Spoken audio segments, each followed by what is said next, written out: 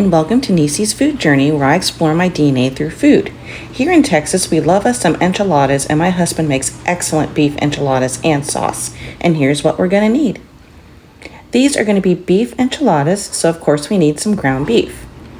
We need flour, that's for the sauce. We have various cheeses to choose from. We also have chicken broth, that's also for the sauce, and here's our seasoning. Onion powder, oregano, cumin, garlic powder, and chili powder. Plus some tomato paste. We have an onion. We have some garlic and corn tortillas.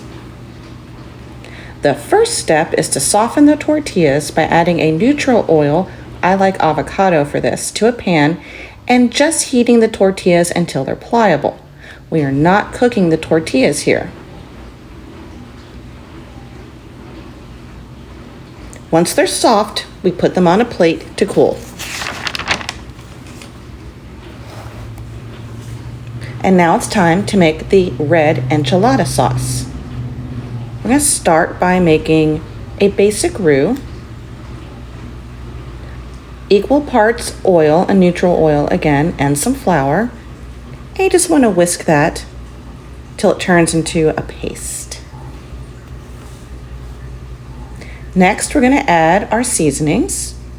It's about a quarter tablespoon of each seasoning. We're going to whisk to combine. Then we're going to add our tomato paste and some chicken broth.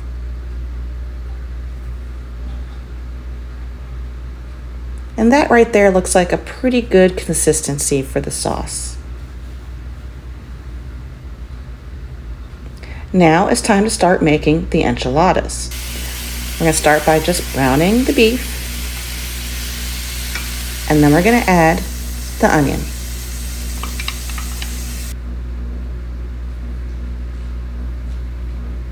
The last thing we're going to add is the garlic.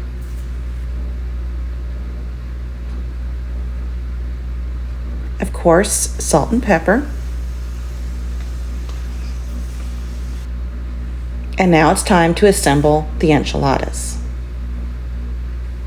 We're going to start by adding a little bit of cheese to the tortilla and then some of the beef. You want to be careful not to overstuff or it'll be very difficult to roll them up. Now we roll them up very tight and place them in our 9x13 baking dish. You want to reserve a small amount of the beef so when they're done, you top the enchiladas with that beef.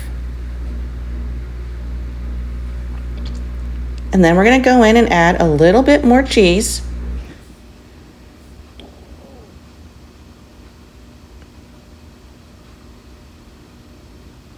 And of course, we can't forget our enchilada sauce.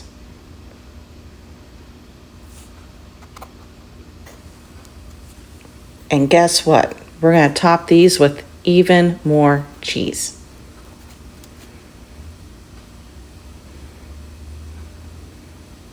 You're going to want to cover this with foil because you're going to do about 20 minutes in the oven with the foil, take it out, remove the foil, and then another 20 without.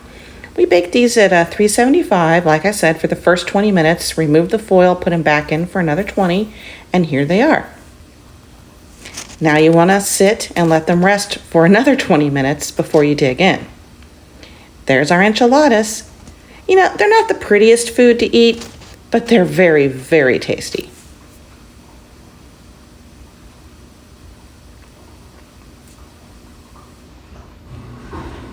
About to dig in.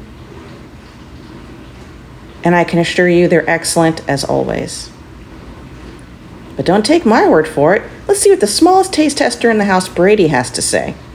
He says, I would love to eat some enchilada, but I'm afraid you're going to have to settle for a little doggy treat instead, Brady. If you enjoyed this video, please give it a like and subscribe. Hit that little bell icon so you can join me on my future food journeys.